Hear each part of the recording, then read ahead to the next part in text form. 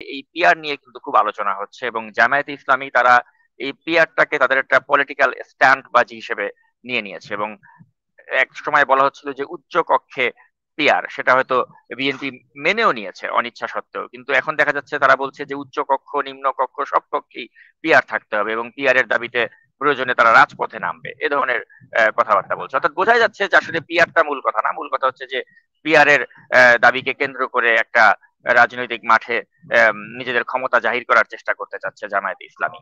এবং এই যে জামায়াতে ইসলামীর যে পিআর এর আহ, কারণে দেখা যাচ্ছে যে অন্যান্য ইসলামপন্থী দলগুলোকে সাথে নিয়ে তারা যে একটা মোর্চা করে তাদের এই দাবি আদায়ের যে একটা হুমকি ধামকি দিচ্ছে, এটা নিয়েও কেউ কেউ আজকাল শঙ্কিত হচ্ছেন যে আসলেই জামায়াত যদি এভাবে পিআর না হলে নির্বাচনে না আসতে চায় বা বেঁকে বসে, তাহলে সেক্ষেত্রে আদৌ নির্বাচন হবে কিনা, এই আশঙ্কাও কেউ কেউ করছে। তো আপনার কাছে আমি জানতে চাই যে এই যে পিআর কে কেন্দ্র করে জামায়াত ইসলামী যে একটা ধান্দাবাজি করছে বা একটা জল ঘোলা করার চেষ্টা করছে, এই মতলবটা আসলে কি তাদের, এই পিআর কে নিয়ে এই ধরনের ধান্দাবাজি করার পেছনে তাদের উদ্দেশ্যটা কি বলে আপনি মনে করেন? ধন্যবাদ নাজমুস সাকিব। আমি খুব এটাকে ধান্দাবাজি শব্দটা না বলে এটা অনেকটা পলিটিক্যাল স্ট্যান্ড বাজিও যদি বলি। ধরেন পলিটিক্যাল পার্টির সবসময় দেখবেন পলিটিক্যাল পার্টি কোনো একটা ইস্যুকে মাথায় নিয়ে মাঠে থাকতে চায়, এবং এইটা পলিটিক্যাল পার্টির এক ধরনের স্ট্র্যাটেজি। সেটা মানুষের জনগণের কল্যাণই হোক কিংবা বাস্তবায়ন না হোক কিংবা নাই বা হোক, কিন্তু তারা যাতে পরে বলার সুযোগ করে যে আমরা এই পদ্ধতিটার ব্যাপারে, মানে এই প্রপোর্শনাল রিপ্রেজেন্টেটিভ যে সিস্টেম পিআরএস, এই পিআর পদ্ধতি, সেই পিআর পদ্ধতিটা আমরা নিয়ে আসার চেষ্টা করেছি। এবং সেটা এই আলোচনাটা শুধু তাদের কাছ থেকে যে আসছে তা না, আরো অনেকের কাছ থেকেও আসছে।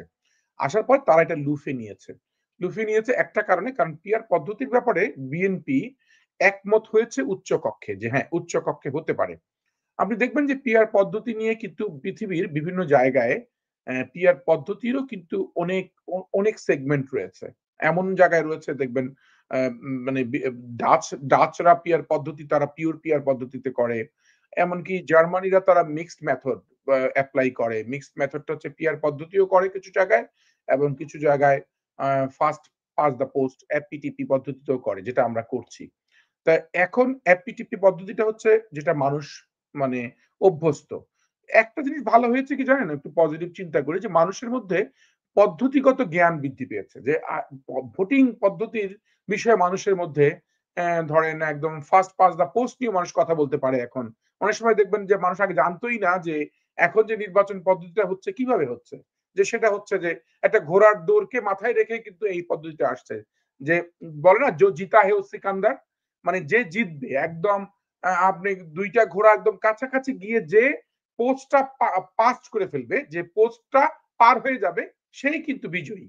তো এটা হচ্ছে খুব কাছাকাছি গেলেও এখন জামাত কয়েকটা জিনিস তারা মাথায় রাখছে, মানে রেখে তারা আলোচনাগুলো করছে। একটা জিনিস হচ্ছে রাজনৈতিক অঙ্গনটাকে উত্তপ্ত রেখে তারা মাঠে থাকা, কারণ সবসময় যাতে আন্দোলন সংগ্রাম মজলুম মানে এই শব্দগুলো যাতে সংগ্রামী বিপ্লবী এবং দেশের জন্য আন্দোলন করা এই মুভমেন্টটা তারা করতে পারে, কারণ তাদের লোকগুলো তো মাঠে রাখতে হবে। মাঠে রাখার জন্য এই লোকগুলোকে তো একটা প্রোগ্রামের মধ্যে জেনারেট করতে হবে, যে কারণে এটা তাদের একটা কৌশল। এবং তারা জানে যে এই পদ্ধতিটা এখন দেশের জন্য ভালো হবে না, তারাও কিন্তু জানে। তারা কিভাবে জানে, তারা ধরেন তাদের মাথায় আছে কি, ধরেন 91 সালের নির্বাচনটা তারা ধরেন নিয়েছে কি, তারা ভেবেছে যে ধরে নিলাম বিএনপি আওয়ামী লীগ বাদ দিলাম, তাদের সাথে জাতীয় পার্টির কি অবস্থান ছিল। ধরেন জামাত কিন্তু 12% ভোট পেয়েছে, জাতীয় পার্টি পেয়েছে 11% ভোট, তার মানে জাতীয় পার্টির থেকে জামাত কিন্তু বেশি শতাংশ ভোট পেয়েছে সার্বিক ভোটের। কিন্তু 12% ভোটে তারা আসন পেয়েছে মাত্র 18টি। পক্ষান্তরে জাতীয় পার্টি 11%, তাদের থেকে কম পাওয়ার পরে এ পেয়েছে 35টি।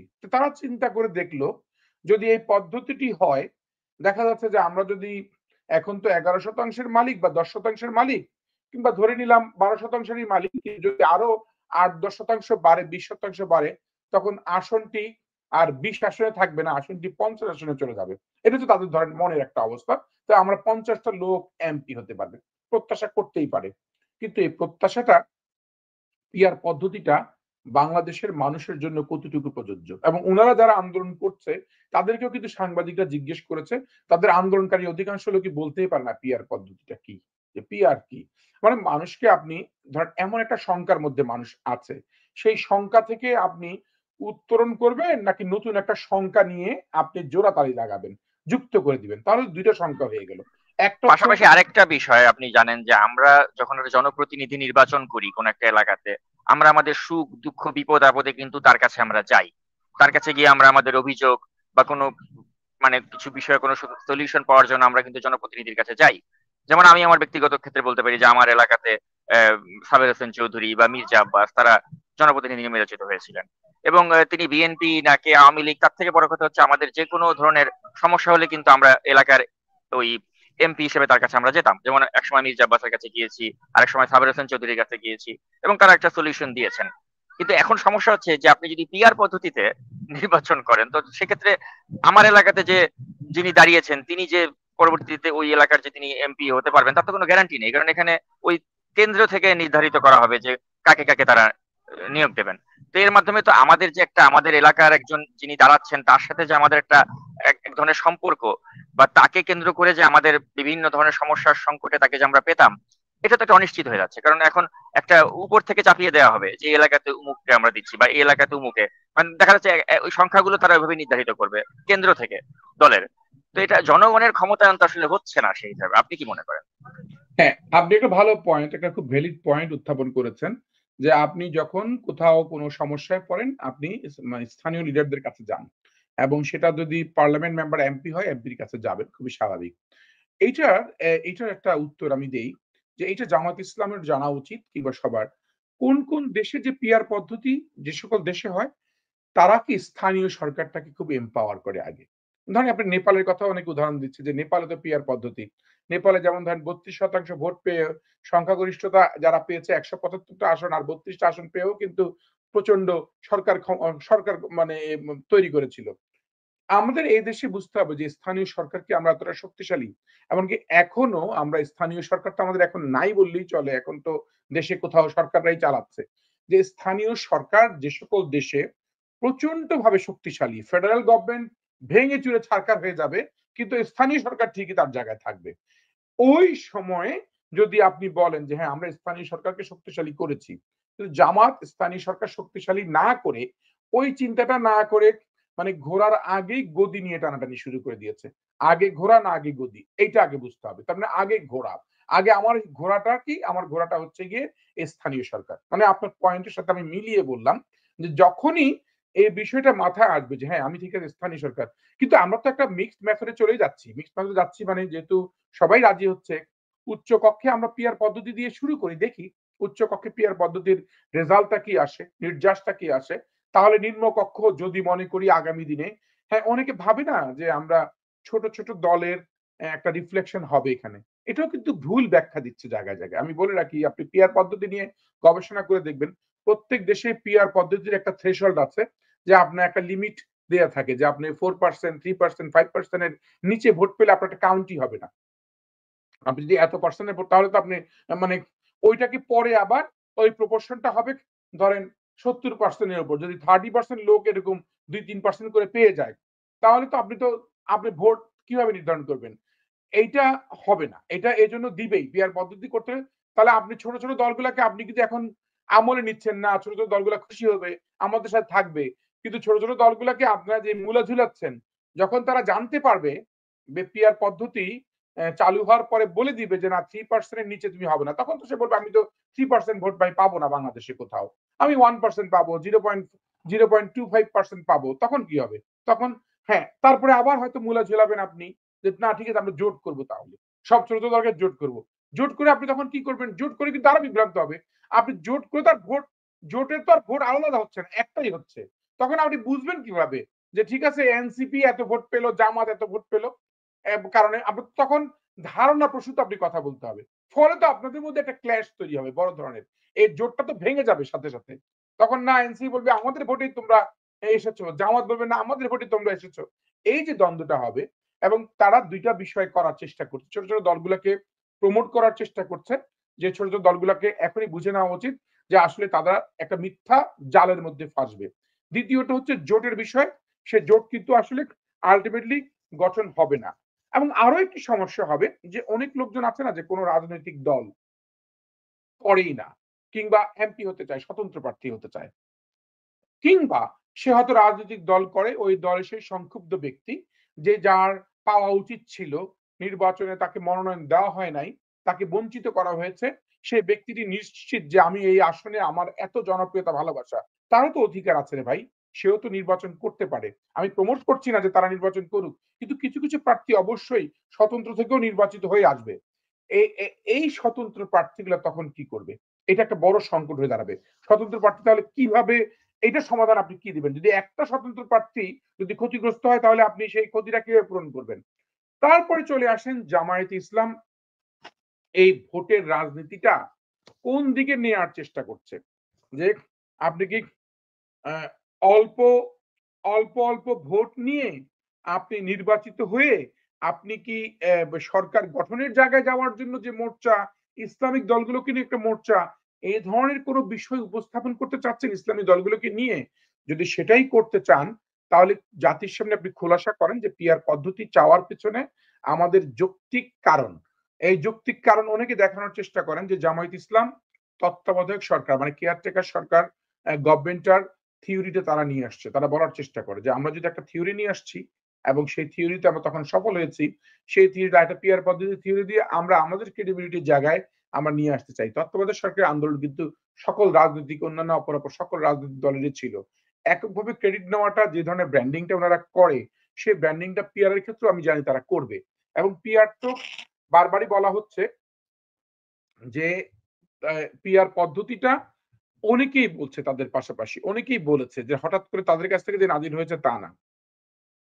এখন যেটা হচ্ছে যে ভোটার টার্ন আউটের কথাও যদি তারা বলে যে হ্যাঁ আমরা প্রচুর সংখ্যক লোক ভোটার হবে, ভোটার আসবে, এটার অপোজিট আমি বলতে চাই যে ওই যে আপনি বললেন, যখন ভোটার ভাববে যে আমার এলাকায় কে এমপি হবে আমি তো জানিই না, কারণ আমি তো কোনো ব্যক্তিকে ভোট দিচ্ছি না, আমি দিচ্ছি একটা দলকে, একটা প্রতীককে, তখন ভোটার টার্নআউট বাড়বে না, কমে যেতে পারে। সে লোক ভাই যা যে ইচ্ছা সে পাক, আমি জানি না, যেহেতু আমাদের পছন্দের লোক নাই বা আমাদের লোক নাই। অনেক লোক আপনি জানেন ভোট কেন্দ্রেই আসবে না, এটা কিন্তু বড় রিস্ক হয়ে দাঁড়াবে। ভাবছে তারা যে অনেক লোক ভোটার হয়ে আসবে, কিন্তু না, এটা এমন একটি রিস্ক হয়ে দাঁড়াবে যে ভোট কেন্দ্রেই আসবে না, কারণ সে জানেই না তার এলাকার এমপি কে হতে যাচ্ছে বা তার এলাকার কে আগামী দিনে তাকে পরিচালনা করবে। কারণ হঠাৎ করে এটা বিএনপি, বরঞ্চ বিএনপিকে, আপনি জানেন বিএনপি এবং আওয়ামী লীগের রাজনীতিক একটা প্যাটার্ন একরকম। কি ধরনের সেটা আমি বলতে চাই যে বিএনপি কিন্তু যেহেতু একটা মানে ধরেন রাজনীতিটা চলে হচ্ছে একটা রাজনৈতিক দলের প্রধানের চিন্তার উপরে, রাজনৈতিক দলের প্রধানের বুদ্ধির উপরে, রাজনৈতিক দলের প্রধানের মানসিকতার উপরে। যদি আপনি সেইটাকে আরো বেশি ক্ষমতায়ন করতে চান যে রাজনৈতিক দলের নেতাই তাহলে আবার নির্ধারণ করবে, তখন দেখা যাচ্ছে বিএনপি বেশি লাভবান হবে যদি বিএনপি সেই প্যাটার্নটা চালু রাখে যে না ঠিক আছে, হোক পিয়ার পদ্ধতি, তাহলে আমি আমার এই 151টা আসন নিয়ে তো আমি সংসদ, তাহলে 151টা আমি নিজে মনোনয়ন দিয়ে দিব, কে কে পাবে, কে কে এমপি হবে, কারণ এখানে তো এলাকা ভিত্তিক আর হচ্ছে না, সবাই ভোট দিবে দলকে একে। ফলে কি আপনি আরো স্বৈরতন্ত্র রাজনৈতিক দলের মধ্যে তৈরি করছেন কিনা। জামাত ভাবছে আমরা তো খুব ইন্টারনালি খুব শুদ্ধ আছি, আমরা তো আমাদের সিস্টেম মতো চলে, এই গন্ডগোলটা ওদের মধ্যে লাগাই দিই, ঝামেলাটা শুরু হয়ে যাক, তাহলে দল প্রধানের বিরুদ্ধে সবাই তখন নামতে পারবে যে অনেক ভালো ভালো নেতাদেরকে বাদ দিয়ে উনি 151 জনের তালিকা করে ফেললো বা 200 জনের নামের তালিকা করে ফেললো। এইটা যদি দুর্বিষয় থাকে, তাহলে বাংলাদেশটাকে ডিপলিটিসাইজেশনের দিকে নিয়ে যাচ্ছি, আমরা বিরাজনীতিকরণের দিকে নিয়ে যাচ্ছি, রাজনৈতিক দলগুলোকে সংখ্যার মধ্যে ফেলে দেওয়ার চেষ্টা করছি। এটা কিন্তু একটা বড় জায়গা। আপনি দেখেন বিএনপি এখন বলতেই পারে, বিএনপির বড় বড় বড় নেতারা ঠিক আছে তাহলে পিআর পদ্ধতি হোক, ফলে জনগণ বঞ্চিত হচ্ছে, দেশের মানুষ বঞ্চিত হচ্ছে, এবং সেটা আপনারা কিভাবে করবেন। এবং আবারও ওনারা বোঝানোর চেষ্টা করে যে ঠিক আছে আমরা মাইনরিটি গ্রুপগুলোকে আমরা এগিয়ে নেওয়ার জন্য চেষ্টা করছি, যে ঠিক আছে যে যেই ব্যক্তিগুলা ধরেন কাজ করছে আজকে আইনের শাসন নিয়ে কিংবা নারীর ক্ষমতায়ন নিয়ে, ঠিক আছে নারীর ক্ষমতায়ন নিয়ে যারা আছে তারা এক একটা হোক, তারা যদি যদি 10% ভোট আনতে পারে তার 30টা আসন, ভাই এইটাতে হবে না। মানে এই যুক্তিগুলো তারা দিচ্ছে, আমি শুনছি বিভিন্ন জায়গায় জায়গায়, এবং ফলে এই যুক্তিগুলা খণ্ডন মানুষকে শোনানোর সুযোগ দিচ্ছে না। তারা কিন্তু প্রচন্ডভাবে প্রমোট করছে বিষয়গুলো, আপনি জানেন, লক্ষ্য করবেন। মানুষের মধ্যে কানে কানে ঘরে ঘরে পিআর পদ্ধতি বলে বলে, আর পিআর মানেই জামাত চলে আসতেছে শব্দটা। এবার জামাতের জন্য ভাবতেছে যে পিআর বললেই জামাত, জামাত বললেই পিআর, এই আলোচনাটা অ্যাটলিস্ট থাকুক। কিন্তু আলোচনাটা থেকে যদি মানুষের মধ্যে হঠাৎ করে তৈরি হয়ে যায় একটা শঙ্কার জায়গা, যে আসলে মনে হয় পিআরটাই ভালো ছিল, ফলে নির্বাচনটাকে প্রশ্নবিদ্ধ করার পায় তারা চলছে। ধরেন এফপিটিপি পদ্ধতিতে নির্বাচন হয়ে গেল, হয়ে যাওয়ার পরে বিএনপি দল ক্ষমতায় চলে আসলো, তখন আপনি কিছু লোকের মধ্যে এই যে কষ্টটা ঢুকিয়ে দিলেন, বিষটা ঢুকাই দিলেন, বিষ, এই বিষে তখন তারা বলতে থাকলো আসলে পিআর পদ্ধতি হলে তো বিএনপি ক্ষমতায় আসতো না। এই জিনিসটি আপনি আগে থেকে কিন্তু আপনি পুশ করে দিলেন, ঢুকিয়ে দিলেন, এবং ঢুকিয়ে আপনি এমন একটি বিষ ঢেলে দিলেন, এই বিষ বাষ্পে আবার দেশটা অগ্রগতির দিকে না গিয়ে আবার পেছনের দিকে চলে আসতে যাচ্ছে। এবং সবচেয়ে বড় জিনিস হচ্ছে প্রতিটা মানুষ কিন্তু তার এলাকায়, যার যার এলাকায় নির্বাচিত নেতা দেখতে চায়, এবং এটাই হচ্ছে বটম লাইন, যে আপনি যদি আপনার এলাকায় নির্বাচিত প্রতিনিধি না দেখেন, আপনি তুষ্ট হবেন না। আপনি জনগণকে বুকে হাত দিয়ে জিজ্ঞেস করতে বলেন যে আপনি কি আপনার এলাকার এমপি দেখতে চান, তাহলে আপনি এখন তার পিআর পদ্ধতি হলে তো হবে না। পিআর পদ্ধতিতে হচ্ছে উন্নত দেশগুলোতে, কারণ কি এলাকা ভিত্তিক নেতৃত্ব তৈরি হয়নি তাদের। তারা তারা সবসময় ফেডারেল সিস্টেমটাকে ফলো করে আর স্থানীয় সরকারকে উন্নতিকরণ করে। ফলে তাদের যে সকল এমপি গুলা হয়, এরা পিআর পদ্ধতি হলেই তাদের জন্য ভালো, কারণ তাদের অনেক অনেক জিনিস বেঁচে যায়, তাদের ঝামেলা বেঁচে যায়, তাদের নেতৃত্ব সেভাবে সময় দিয়ে রাজনীতি করতে হয় না। কিন্তু আমাদের মানুষগুলো তো দীর্ঘদিন এই ৫০-৫৪ বছর সময় নিয়ে রাজনীতি করেছে। এই যে মানুষগুলো যারা যারা মাঠে রাজনীতি করেছেন, এতগুলো রাজনৈতিক নেতাদের ভবিষ্যৎ নষ্ট করবেন কেন আপনি হঠাৎ করে? হ্যাঁ, জামাতে হয়তো ২০-২৫টা নেতা তৈরি হয়েছে। কিন্তু অন্যান্য সকল রাজনৈতিক দলে তো শত, শত হাজার, হাজার নেতা তৈরি হয়েছে। আপনি জানেন যে বিএনপির মতো একটা দলে কমপক্ষে ৩০০ আসনে ৩,০০০ লোক মানে এমপি হওয়ার যোগ্য। এই লোকগুলা ৩,০০০ মানুষ যারা দীর্ঘদিন রাজনীতি করেছে, নিজেদেরকে তৈরি করেছে, তাদের ভবিষ্যৎটা নষ্ট করছেন আপনি পিআর পদ্ধতির মতো জিনিস দিয়ে। হ্যাঁ, ভালো পদ্ধতি হলে তো আমরা গ্রহণ করব, এবং আপনি টেস্ট কেস হিসেবে নেন উচ্চ কক্ষ বলে এই জিনিসটাকে আপাতত মাঠ গরম রাখার জন্য একটা পায়তারা করে একটা স্ট্যান্ডবাজি করাটা ঠিক হচ্ছে না। মানে এটা আমার ভাষ্য আরকি।